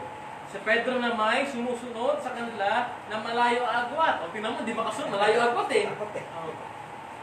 Nagsiga sila sa gitna ng patio at naupo sa paligid ng apoy. At si Pedro ay nakiumpok sa kanila. Nang makita siya ng isang utosang babae, siya ay pinagmasdang mabuti. Pagkatapos ay sinabi ng babae, kasama rin ni Jesus ang taong ito. Ngunit ikinaila iyon ni Pedro. Babae, hindi ko siya kilala. Alam mo? Pagkaraan ng ilang sandali, mayroong uling nakapansin sa kanya at siya ay sinabihan, ikaw man ay kasamahan nila. Ngunit sumagot siya, Ginoo, hindi nila ako kasama. Paglipas ng may isang oras, iginiit naman ng isa na naroon, Sigurado ako, siguradong kasama ni Jesus ang tao ito sapagkat isa rin siyang taga-Galilea. No? Ngunit sumagot si Pedro, Ginoo, hindi ko nalalaman ang sinasabi ninyo. Nagsasalita pa siya nang biglang may tumilawak na manok. Lumingon ang Panginoon at tumingin kay Pedro. Tingnan niyo, nag-cross yung kanilang paningin. Oh. At naalala ni Pedro ang sinabi ng Panginoon. Bago tumilawak ang manok sa araw na ito, tatlong beses mo kong ikakaila. Lumabas si Pedro at umiyak ng buong Panginoon. Can you imagine the situation? Hindi ko siya kilala. Katingin pala. Diba? Tumakbo siya palabas at umiyak siya ng buong pait kasi na-realize niya siya ay mahina at siya ay matatakotin. Tingnan niyo ha, pag-aralan natin ng maigi. Tingnan natin yung reaction ni Peter sa John chapter 18, balik tayo sa 18. Huwag niyong walain yung 18 kasi babalik-balik tayo dyan. So John chapter 18, verse 10, sabi rito, binunot ni Simon Pedro ang kanyang tabak at tinaga ang alipin ng pinakapunong pare at natagpas ang kanang tenga nito. Ang pangalan ng alipin ay Malco. Yan. Yan. Sabi rito, natagpas at hindi tinagpas. Ito ay aksidente. Hindi siya dyan. Hindi niya. Sino ba si Pedro? Si Pedro po ay professional fisherman, hindi po siya professional killer. Ang hirap targetin ng tenga. Oo, para matagpas siya. Kailangan sukat na sukat yan. So winasiwas niya lang yun. Patay bahala na kung may tamaan. So hindi ng takot. Di ba yung mga hayop kung minsan ganyan, naaasa pag mukha siyang matapang panangagat, pero totoo, takot siya. Kuha natin mga kapatid. Tingnan natin ha, yung reaction ni Peter, natagpas, sabi dito, natagpas eh, hindi naman tinagpas eh. Kasi hindi siya professional killer, hindi siya professional fisherman. Paano siya makakagawa ng gano'n? So ito, meron tayong dalawang katauhan na dapat natin tutukan. Una, si Pedro. Anong meron kay Pedro? Tingnan natin si Pedro.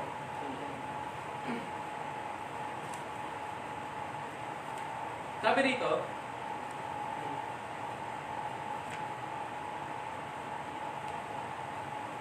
ang mga kaganapan ay nagpakita ng kabiguan at kahinaan ni Pedro. Yung mga nangyari ay nagpakita ng kahinaan, nakulangan, magiging matakutin ni Pedro. Si Malco naman. Pero babalik ulit natin kay Pedro ha. Kailangan makita muna natin silang dalawa bago tayo bumalik kay Pedro. Si Malco, sa 3 Gospel, Mateo, Marcos, and Luke, wala siyang pangalan. Pero pagdating kay John, binigyan siya ng pangalan. Bakit siya binigyan ng pangalan sa sulat ni Juan? Bakit? Dahil siya ay sumasalamin sa kahabagan ng Diyos. No? Kahabagan ng Diyos noong siya ay pagalingin.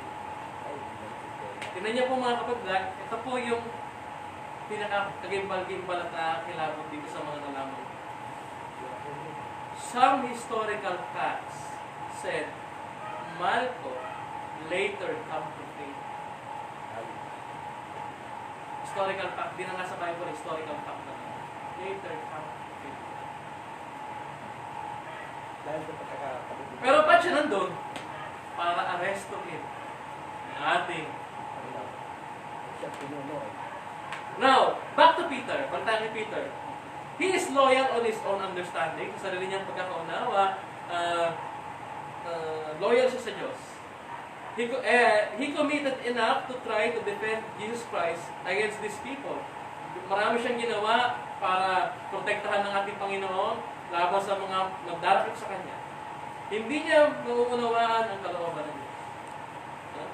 Bagamat nakailang ulit ng ipahiwatig ni Kristo ang kanyang sasapitin, pilit na inilalayo ni Pedro si Kristo sa daan ng Diyos. Pero hindi niya mauunawaan. Sa pananaw natin mga kapatid, mukhang mabuti yung ginagawa ni Pedro. Ay maliligtas eh. Oo. Maliligtas ng Panginoon. Liligtas, gagawin niya lahat para mailayo ang Panginoon sa kamatayan. Pero mali, mauunawaan niya kung bakit mamaya. Pero bago natin maunawaan, kailangan muna natin basahin ang Mateo chapter 16. verse 21 hanggang 23. Chapter 16. Chapter 16, verse 21 to 23. Ang title niyan ay Unang Pagpapahayag ni Jesus tungkol sa kanyang kamatayan. Mateo chapter 16, verse 21 hanggang 23, ganito pong sabi, mula noon ay pinayalam na ni Jesus sa kanyang mga alagad ang mangyayari sa kanya. Sinabi niya, dapat ako magtungo sa Jerusalem at magdanas ng maraming hirap sa kamay ng mga pinuno ng bayan, mga punong pare at mga tagapagturo ng kautusan. Ako'y papatayin, ngunit sa ikatlong araw, ako'y muling mabubuhay. Malinaw ba yung instruction ng ating Panginoon? Malinaw. Ewan ko bakit di nila maunawaan. No? 23. Ngunit, dinala siya ni Pedro sa isang tabi at pinagsabihan. 22. Panginoon, siya pagalit eh. Pinagsabihan, dinala sa isang tabi at pinagsabihan. Panginoon, huwag na huwag itulot ng Diyos kailanman hindi yan mangyayari sa inyo. Inilagay na naman ni Pedro ang lahat sa sarili niyang karunungan at sarili niyang kaalaman, sa sarili niyang kalakasan. Tingnan niyo ang sagot ng Panginoon. Ngunit hinarap siya ni Jesus at sinabihan, lumayo ka Satanas, nadlang ka sa aking landas. Ang iniisip mo hindi sa Diyos, kundi sa tao. Iba ang kalooban ng Diyos, mga kapatid. Iba. Itong nangyayari sa atin, kalooban to ng Diyos. Amen? Kalooban to ng Diyos. Kailangan lang natin magtiwala. Ngayon, bago tayo mamala, balik tayo. So sinabi ko kanina, kailangan muna natin maunawaan yung nangyari sa Mateo chapter 16, verse 21 to 23, para maunawaan natin yung mga nangyari sa mga pinagagawa ni Pedro. Hindi lang ito basta winasiwas niya yung tabak at naka-aksidenteng nakatakpya siya ng tenga. Tingnan nyo Ang tabak ni Pedro ay kanyang winasiwas ng walang direksyon. Ang word na ginamit doon, natagpas, hindi pinagpas. Okay? Ito ay sumasalamin sa kagustuhan nating walang spiritual na karunungan at kaalaman.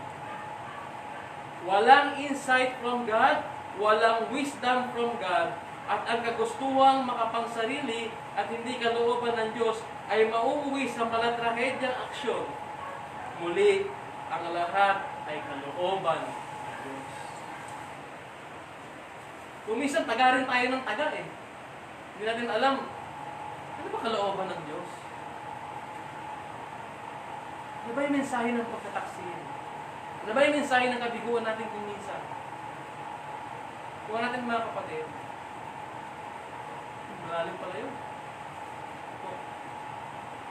Sabi rito, sa point na tuloy natin mahina, be takutin. Okay? Ito yung mga karakteristik na sumasalamin sa isang tupang nangangailangan ng mabuting pastor. Tama? Yung tupa takot yan. Diba? Mahina. Okay? Magtakutin. Okay? At ang mabuting pastor ay, letter C, minamalasakitan, pinaalagaan, at minamahal ang mga bigo. Ang mga bigo. Kasi yung ating main point number 2, mga bigo, mga alaga. Ang mga bigo, apostol, ang mga bigo. Tingnan niyo sa verse 9. Balik tayo. Sa ngayon, natupad ang kanyang sinabi, Ama, walang napahamak kahit isa sa mga binigay mo sa akin. Tingnan natin Sabi dito, Jesus keeps all whom the Father has given Him. Pinalagaan niya, iningatan niya. Okay? Sabi dito, nakita natin ang intervention ng Diyos para mapalaya ang kanyang mga minamahal na alagad. Ano sabi sa 8? Again, sa 8. Sumagot si Jesus, sinabi ko na sa inyo, ako yun. Kung ako ang hinahanap ninyo, hayaan ninyong umalis ang mga taong ito. Yan nakita natin ang intervention ng Diyos para mapalaya ang kanyang mga minamahal na alagad, kahit puro kabiguan lang naman ang dinudulot nito sa kanya. Kahit ipinakita niya na siya ang ransom para sa ikatutubos ng marami. Amen? Siya ang ransom. Okay?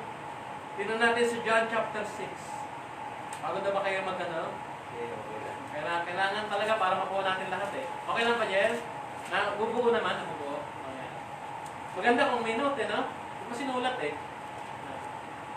6:39 to 40. 39 to 40. John chapter 6, 39 to 40. Ganito pong sabi. At ito ang kanyang kalooban. Ang huwag kong hayaang mapahamak ang kahit sino man sa mga ibinigay niya sa akin. Kundi ang buhayin ko silang muli sa muling araw. Sapagkat ito ang kalooban ng aking Ama, ang lahat ng nakakita sa anak at sumumpalataya sa kanya ay magkakaroon ng buhay na walang hanggan. At sila'y muli kong bubuhayin sa muling araw. Tuwan ninyo? Bakit natin pinapakita ito mga kapatid? Gusto ko kasing makita ninyo, yung pinagtaksilan nila, ito yung kayang i-offer. Ito yung ibinigay ng pinagtaksilan nila. Ito yung mensahe ng pagkataksil. Hindi ito kabiguan. Ito yung may kalakip na pangako, pag-asa at pag-ibig para sa atin. Amen? Sabi nun, no? Talo naman tayo sa verse 10 ng John, chapter 10 ng John, verse 18. 10:18, ang sabi ganito, walang makakuha ng aking buhay. Kusa ko itong ibibigay. Meron akong kapangyarihan, ibigay ito. Meron akong kapangyarihan, kunin itong muli. Ano ba? Parang mali yata ako. 28 pala, sorry. 10:28. Sorry, mali. 28. Ang sabi dyan, binibigyan ko sila ng buhay na walang hanggan. Kailan may hindi sila mapapahamak at hindi sila maagaw sa akin ni Numan. Inyo ha? Hindi sila mapapahamak at hindi sila maagaw sa akin ni Numan. Hindi pwedeng mawala ang salvation, kapatid. Hindi sila maagaw sa akin ni Numan. Tignan nyo ha? Sabi ulit ni John Calvin sa page 193. Whenever, therefore, either wicked men or devils make an attack on us.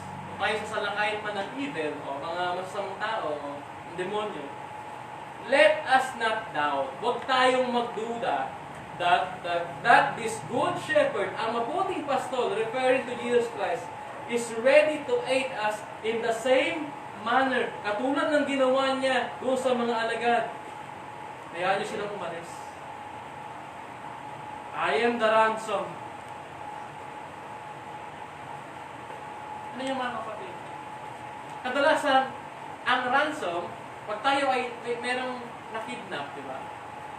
Ang reason ng mga mayayaman na kinidnap, bakit handa sila magbigay ng limpak-limpak na pera lang yan. Mahalaga buhay. Pero kung titignan mo ito, mga kapatid, yung buhay nating walang kwenta, kapalit ng ating Panginoon. Kumbaga, napakalaki ng ransom para sa buhay na ito, para sa taong ito na makasalanan. Hindi ako karapat dapat tubusin ng ganoon. Pero tandaan natin, kung gaano kahalaga ang buhay ng Panginoon, ganon kahalaga ang pag-ibig niya sa atin. Ano natin yan? Sabi rito, let us not doubt that this good shepherd is ready to aid us in the same manner. Amen? Purihin ng Diyos sa buhay ni John Calvin. Ganda ng kanyang essay. Sabi rito, even when we fail Him or do stupid things, His promise still holds. This sheep will never perish. Sabi niya sa John chapter 10 verse 28, hindi sila mawawala, hindi sila maagaw sa akin. Amen? Then 3. Ano bang mensahe ng pagkakasya? Ito ay revelation of Christ. Pag sinabi revelation, tinanggal, in-uncover. The Lord, ano pinakita niya sa atin? The Lord over every situation. Sabi dito, including offering Himself as the sacrifice for our sin. Pag hindi ka pa nagpuri sa Diyos ngayon, ay no. Di ba mga kapatid? Ah, Kung hindi ka pa nagpasalamat sa Diyos, ewan ko na lang. Taksil talaga eh, no? So, di ba mga kapatid? Tingnan nyo ha, including offering himself as a sacrifice for our sin. Ito yung alam niya, kontrolado niya ito. Meron tayong conclusion. Tatlong letter C. Una, Jesus Christ controls. He controls every situation. He controls all the situation. Tingnan natin ha, sa kabila ng kanyang mga kaharapin, tingnan nyo ha, yung mga kaharapin niya mga mangyayari, kahit dun sa habang siya nilalatigo, habang siya inililinis, habang siya tinatanong, ang ating Panginoon ay nananatiling kalmado. Bakit kaya? Dahil alam niya yun. Alam niya yun. Diba? Baga, leave this to me. I can manage. Diba? Nananatili siya kalmado. Okay? Kasama ito sa divine plan to bear our sins. Kasama yun. Confrontation and confirmation. Nung ito na, babalik tayo sa garden. Sabi natin, babalik tayo ron eh. Nung si Jesus Christ ay nandun sa garden, sabi ron, alam ni Judas, napapunta sila ron. Ang tanong, hindi ba alam ni Kristo na si Judas ay magkakalulog sa kanya? wala. Alam niya. Ngayon, kung alam niya si Judas na magkakalulog sa kanya, dapat pupunta siya sa lugar na hindi alam ni Judas. Oo. Sa mga taong akbangin ha. Oo. Pero bakit siya nagpunta ron? Sa alam niya pupuntahan siya. Eh, He is still in control. wala. Yung nagkaroon ng confrontation doon, at sumagot siya na, kasi tinan niya yung sitwasyon ha, pumunta siya sa garden. Alam ni Judas doon. Alam ni Judas yun. At ano sinabi niya? Tayo. Diba? Tingnan natin ang maigi. Para makuha natin yung buong pangyayari mga kapatid. Sabi rito, sa John chapter 18, verse 4, alam ni Jesus ang lahat ng mangyayari sa Kanya, kaya sila ay sinalubong niya. O, siya pa sumalubong. At tinanong, sinong hinahanap niya? Tignan niyo mga kapatid. Tignan niyo, may confrontation at merong confirmation. Ano yung kinonfront? Ako yun. Ano yung kinonfirm? Na tayo kabilang sa mga pinoprotektahan ng Diyos. Amen? Wala naman siguro taksil dito, no? Rebelde. Wala naman, ano? Sabi dito, pangatlong C, completes. Ano yung sabihin ng completes? Kinumpleto. Ano sabi ng ating Panginoon? It is finished. It is done. Amen. Diba? Kung sinabi niya ito, yung mga bigo niyang apostol, na-restore yung relationship sa Kanya. Imagine ninyo ha, imagine this mga kapatid.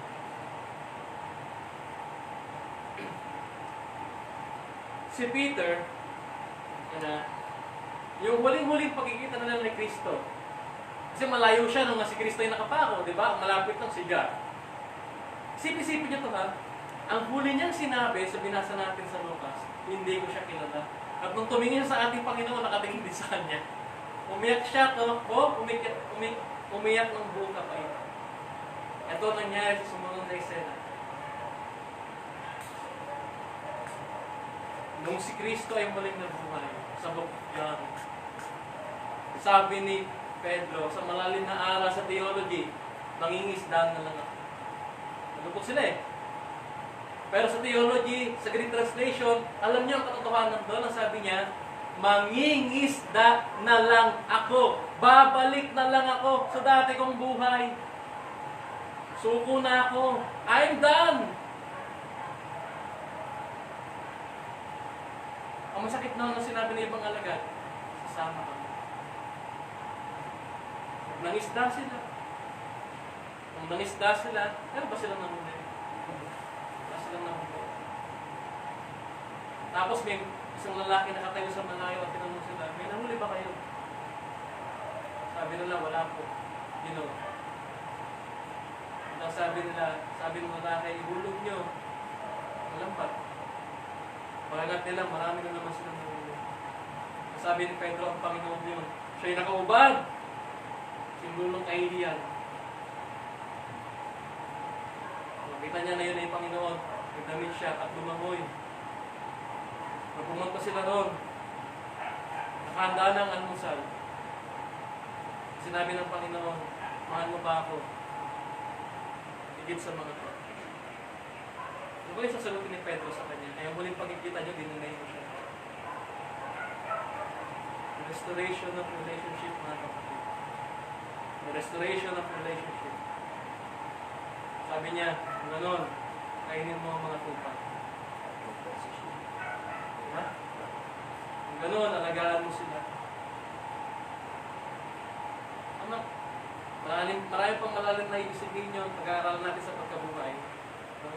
Kasi bukas nasa crucifixion tayo. Okay? So kita natin ang Diyos ang nakapag-control ng lahat ng situation. At nirestore niya ang lahat. Dahil meron na siya pagmamalasakit.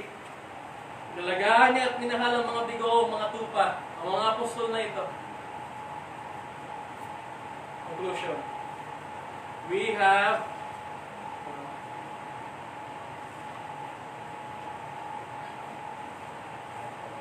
have our Lord Jesus Christ, the Lord, even over His own death. No? Naniniwala pa tayo na nasa atin ang ating Panginoon? Amen. Kung nasa atin ang ating Panginoon, dapat maintindihan natin, no, na siya ang Diyos ng lahat. Maging yung kanyang kamatayan ay naayos sa kanyang kalooban. Amen? B. We can trust Him our salvation. No? Siyempre, sa mga nakita natin, hindi mo ba inalaga sa Kanya ang kaligtasan? No? Yung iyong kaluluwa? Kung ibigyan natin ang Kanyang kaluluwa, madali na ang C. We can trust Him when we go through trials, including facing our own deaths. Hindi tayo matatakot, magtitiwala tayo sa Kanya kapag tayo ay dumaraan sa mga pagsubok at pag-uusig, kahit nakaharap pa natin ang ating sariling naman. Mga kapatid, napakaganda ng mensahe natin ngayon. Sana naunawaan ninyo. Pasensya na kayo at masyadong malawak ito. Kailangan niyong magbuklat ng mabuklat mo. Kung maintindihan niyo ng gusto ang mga nangyari. Nakita natin ang mensahe ng pagkataksil. Yung title pa lang parang ang pangit naman yan. Pero kung nakita mo, ano ba yung kahulugan ng pagtataksil? Ito ba talaga ay pagtalikod sa Diyos? O ayon sa plano ng Diyos? Para sa akin, para sa iyo. Kaya mga kapatid, tayo ay manalangin. Ang ilang Diyos, ang namin banal muli, nagpapasalamat ka. Sa araw na ipinagkaloob mo sa amin upang kami makapag-aral at makapag-nilay-nilay. Maraming salamat, Panginoon, sa katotohanan na ipinakita mo sa amin. Sa bilala, Panginoon, ng aming magiging mahina, magiging aming matatakotin. Bigyan mo pa rin po kami, Panginoon, ng pag-ibig na walang pwedeng iparis sa sanlibutan ito. Sa pag-ibig, Panginoon, na hindi namin matatagpuan sa anumang sulok ng mundo. Ang pag-ibig, Panginoon, na nagmumula lamang sa iyo. Salamat, Panginoon, sa mga katotohanan ibinigay mo sa amin. Nawa, yung mga kapatid ko na nanonood at narito kasama ko kayo. Naunawaan nila, Panginoon, ang kahulugan ng pagtataksil. Alam mo ba talaga, Panginoon, ang nilalaman o niloloob mo sa usaping ito? Alayin ko, Panginoon, na ang araw na ito ay masilbing apoy sa kanilang puso upang sa darating na pagkatapos ng lockdown, kung puso sila, Panginoon, na magpupuri sa iyo, salamatan ng pangalan mo, at sisigaw, Panginoon, na ikaw ang tagapagligtas. Salamat na hindi man biglaan, unti-unti ipakita mo sa amin, pamamagitan ng pag-aayos mo sa aming buhay, ang pag-aalaga, bibigay ng direksyon sa aming buhay, dapat namin lakarin upang ikaw ay aming mapapuritan. Salamat, Panginoon, sa iyo namin tinataas ang lahat. Pangalan ni Jesus. Amen.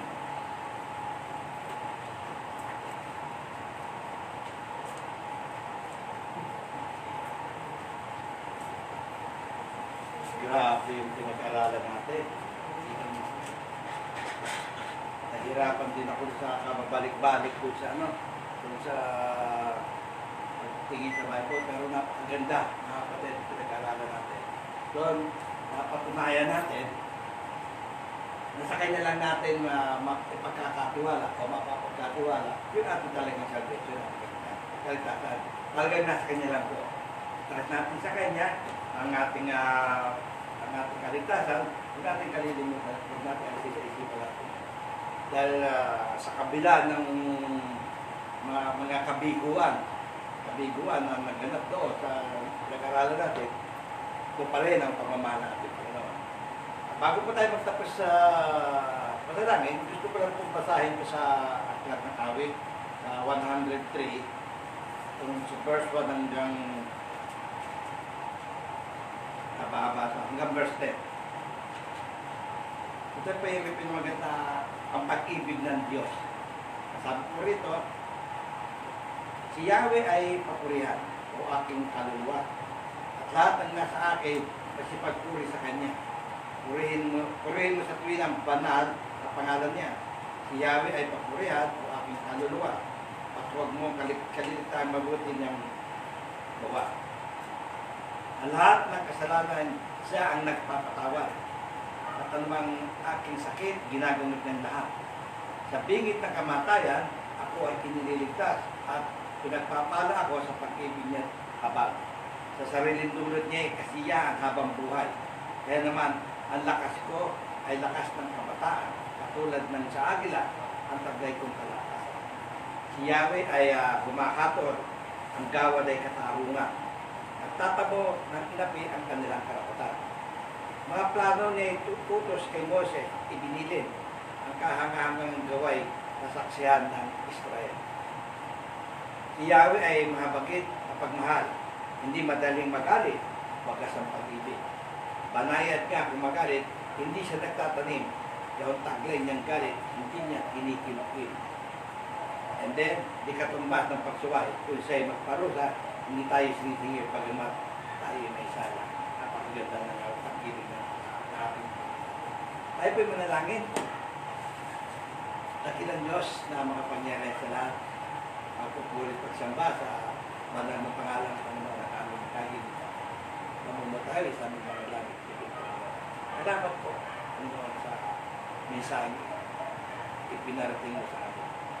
Andun ng pag-ibig mo, Panginoon, hindi nawawala. Kung paano mo sinabi sa Biblia na ang pag-ibig mo noon ngayon at magpakailanman na hindi nagbabago, your love is totally unfailing. Salamat. Tawa na yung mga kapatid na nakapakinig at kapanood, Panginoon, naway nadaman nila kung ano ng pusensya mo sa puso nila. Sa buhay nila kung ano ng mga pagkat alam po namin na hindi kaila sa'yo o hindi imposible sa'yo Panginoon na paratingin sa bawat sa amin ang iyong mensahe na kami po puso na pakasalamat Panginoon sa kaunting kaalaman namin para maihatid at salita mo sa kanila. Narito pa kasama ka namin na gumawa ng kaparaan, sinagawa ka para ng kaparaan ng sa amin. Kapure-pure pangalan mo Panginoon. Maraming sa kanya. Tawa sa amin kasamantalang pag-iwahiwalay Panginoon, bukat po muli. Kami po ay magtatakuli sa itong oras kami po ipagpatuloy ang may pag-aari pa po sa leto. Maraming salamat po, dakilang Diyos. Pinupuli ka namin sila sa Espiritu. Maraming salamat po. Dahil po ay aming dalangin, may pagpapala, pagsamba sa mga pangalan po. Lahat, paparal ang aming Panginoon Jesus. Amen. Magandang hapon po sa inyo. Purihin ang Panginoon. Pagpalain po naman tayo natin Diyos. Wala ngayon.